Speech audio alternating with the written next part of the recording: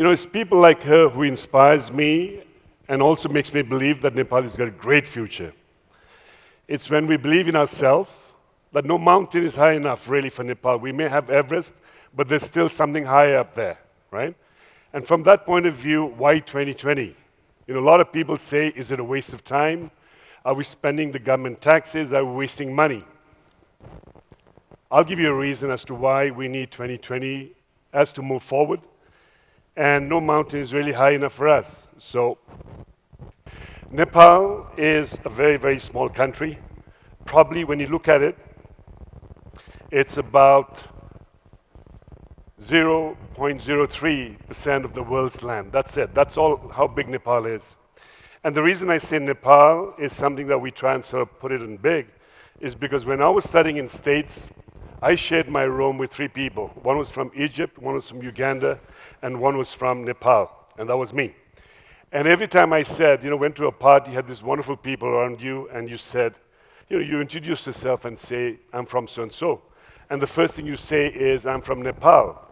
And it's always very difficult for people to understand where Nepal is, and I don't blame them, because it's up there, it's so small. People hardly know that, right? But what's great about Nepal is we've got about 8 out of 10 highest mountain in the world. We have probably about 9% of the world's bird species, which means about 900 in all. We've got highest mountain to the deepest gorge in the world. I mean, you go to Las Vegas and you think you've seen Las Vegas. No, you haven't seen anything. And that's in Nepal, right? And Nepal's emission really is only about 0.1. So in a way, the Nepal is got a lot that's happening for itself. Next. Okay, why 2020? It's time that Nepalese start believing in themselves. When the earthquake happened 5 years ago, what I saw was the young people really moving first before the government or the army or anybody else. It was young people who went from house to house, store to store, picked things up and moved up the mountains and went to help people up. And I remember moving with some of these guys, and we were up in one of these mountains, extremely difficult to get there. What was amazing was I came across this family because we couldn't go beyond that point because rocks as big as, not as big as this room, but big as a vehicle, was falling down really. I mean, they were stuck in the middle of the road.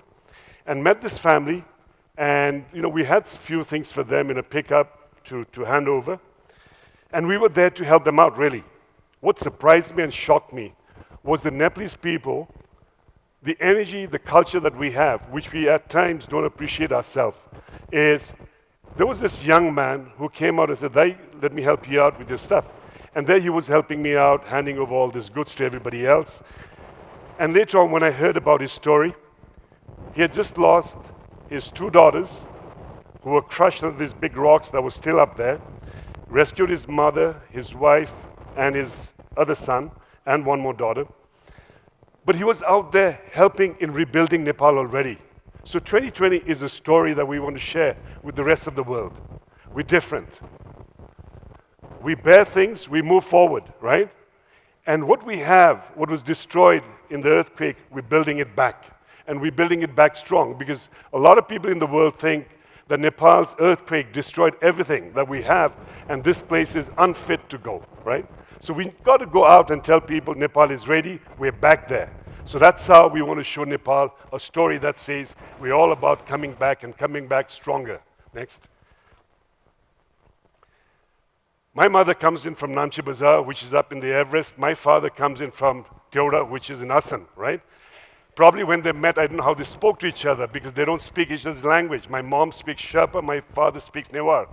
My mom uses a chopstick, my father uses finger, right? Now imagine this country with about 123 different ethnic groups, with about 124 different languages that we have in this small country that we have. Imagine the diversity that we have. Amazing. I mean, it's really something that brings out the best in us. And so therefore, it brings a unique flavor, a flavor that you find in Nepal, which is not found in many parts of the world. We don't have McDonald's, we don't have Starbucks, but what we have is our culture and the people. And what's great about Nepal, and we need to share this story, we're diverse yet united. It's an amazing country. Go down our history. We've never had a religious war. We've never had ethnic violence per se. We've got problems. We squabble a little bit. That's okay. But probably this is a message that in 2020, we want to go back to the world and say that we are moving forward. You know, I mean, some of the greatest stories that we have in Nepal is how we've come back strong.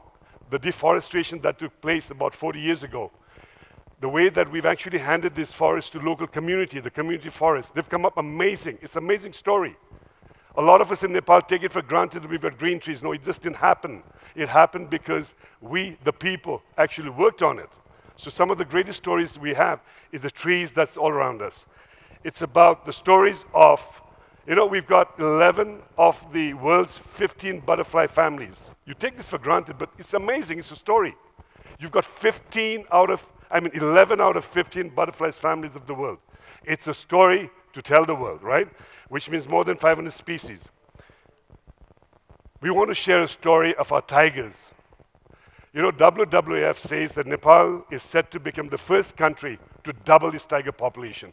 We take this for granted. No, it's not.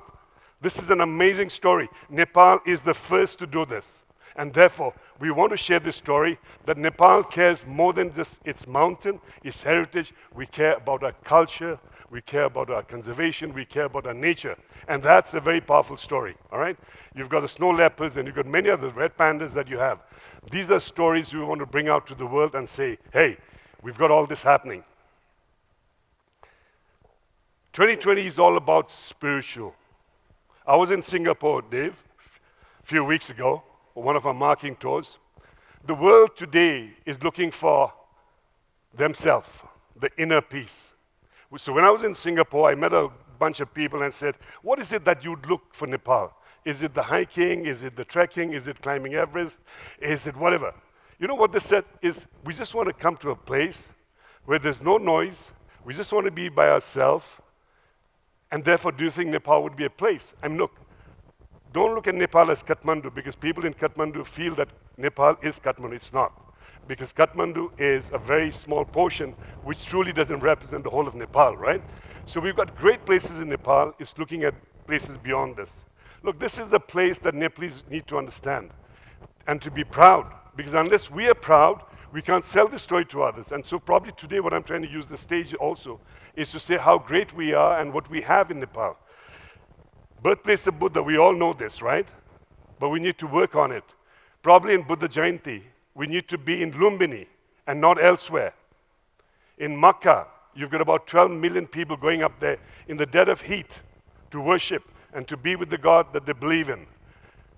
Jerusalem, where Christ was born, 4 million people meet out there at a certain time. Buddha Jayanti, probably we Nepalese need to go there and to say, if you really are proud of yourself, to be there in Lumbini. And that's not very far. It's not too hot. It's a great place to be in. You know, Swargadwari in Mahabharata is where the Pandavas actually went to the heaven. I mean, we all believe in Mahabharata. It's a powerful story. We believe in that. Devghat, where Valmiki was there when Sita and Love and Kush were being thrown out from the house. This is where Ram came back. And this is where Sita went into the earth.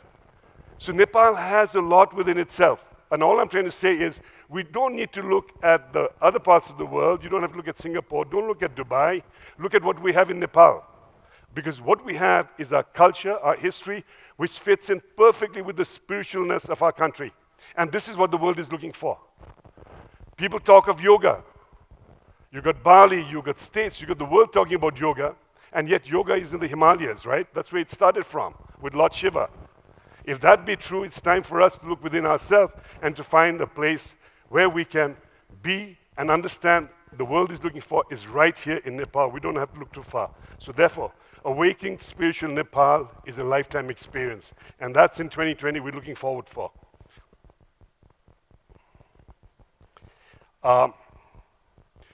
Another story that 2020 is, for me, as a Nepali, at times I take it for granted. The transition to peace. It's a story that needs to be told. It's a story others can learn from. I mean, honestly, you know, when you look at things that happened in Nepal for the last 15 years, and we move through the process of the way things happened, we've achieved quite a bit. We don't appreciate that. But honestly, we need to understand that the world is struggling for a lot of answers today. Nepal may be poor in terms of the way we're classified into different ways. I think we're rich and we're way forward in many areas. She's my hero. I have learned a lot from this lady, a former child, she was with the Maoists. She had problems getting water, she had problem getting food, so she joined the Maoist movement, right? And then, this is the story of Meera Rai. Amazing woman. Today, there was a time when she carried the guns. Today, she carries our flag, and she won the Adventure of the Year award from National Geography. This is where we moved from one area to there in a very short span of time. We're talking about not even a lifespan, a very short space of lifetime. So therefore, these are stories that's extremely important. We need to share to the world. Nepal is probably the only country, I think, if I'm not wrong, where gender balance we're trying to address. I'm not saying we've addressed it, we're addressing it. Can you imagine a country where your mayor is either a male or female, and the deputy has got to be a male or female to the other way? The president of Nepal is a female, and you've got a male that's the deputy president of the country. People talk about it, we're doing it. So therefore, we need to feel proud. We haven't perfected this, but we need to be proud, and this is the story for 2020. We need to say, we're moving forward. We may be poor in the way you categorize us, but we're extremely rich, and we're moving forward with the issues. Even the most developed countries are looking for these answers. And I'm not saying we found the answer, but we're moving ahead to a lot of these issues. The Gurkhas, we fought many people's war. We've died for many people. The British Gurkha, the things that we've done. Our people have made the best stadiums in the world in Qatar, the next World Cup that's taking place in Qatar. We built that. A lot of our young people have died. So therefore, for me, this 2020 is not just about people that we're attracting here, it's about ourselves. It's about making tourism an economic growth agenda. And I'll tell you why. We've got hydropower, which is extremely important for us, but it's not going to create jobs. Our young people leave this country day by day, in thousands, all right? We need to make sure they stay home. They find a job in this country. Tourism is what we have. Tourism is what can create this job that we're looking for. So therefore, I think for Nepal, it is about creating jobs, creating new investments, creating new destination. We've fought for the world, for peace and for what have you. We've made beautiful structures. In Hong Kong, we've made these bridges that goes across to the airports. Now it's time we bring all that back home. We need to make Nepal, and therefore I feel that Nepal has tremendous potential, and 2020 is a story that needs to be told. And therefore, what I'd like to say is, great place, beautiful mountain, 2020 is all about us. It awaits you.